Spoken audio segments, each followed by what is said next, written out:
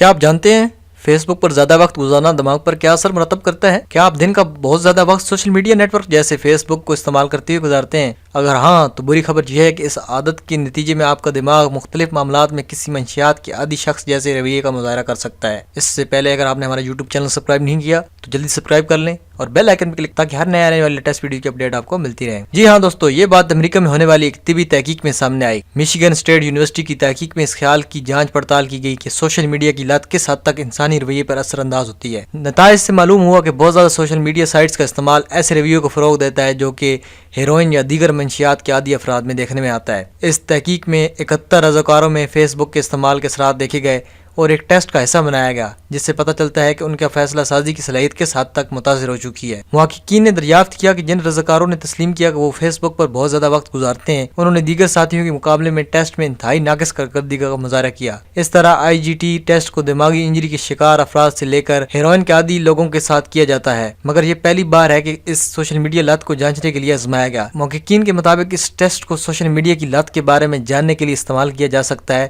اور اس کے بارے میں کافی کچھ جاننا ممکن ہے۔ ان کے مطابق مستقبل میں اس طریقہ کار کی مدد سے یہ جاننا ممکن ہوگا کہ کوئی شخص کس حد تک سوشل میڈیا کا استعمال کرتا ہے اور اس کا دماغ کس حد تک اس عادت سے متاثر ہو گیا ہے۔ اس تحقیق میں فی الحال فیس بک صارفین پر مرتب اثرات کا جائزہ لیا گیا تھا، مگر مستقبل میں مختلف سوشل نیٹ ورکس کو بھی اس میں شامل کیا جا سکے گا۔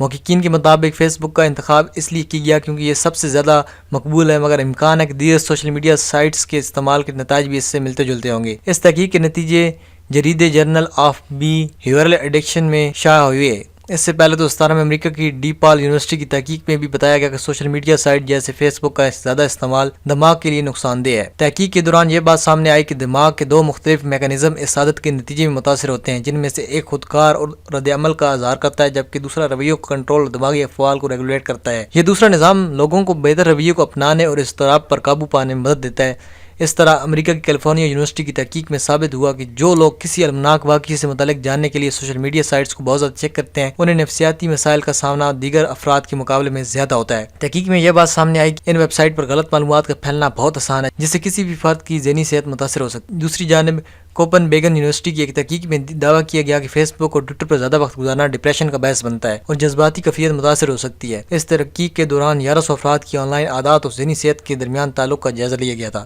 تو دوستو، یہ تھی مکمل ایک رپورٹ جو آپ کے سامنے فیضی ٹیک یوٹیوب چینل نے پیش کی۔ مزید ٹیک نیوز کے لیے فیضی ٹیک کو سبسکرائب کریں تاکہ ہر نئے آنے والے لیٹسٹ ویڈیوز کی آپ کو نوٹیفیکیشن ملے۔ ملتے ہیں نیکسٹ ویڈیو میں، تب تک کے لیے اللہ حافظ۔ Stay tune with Faizi take.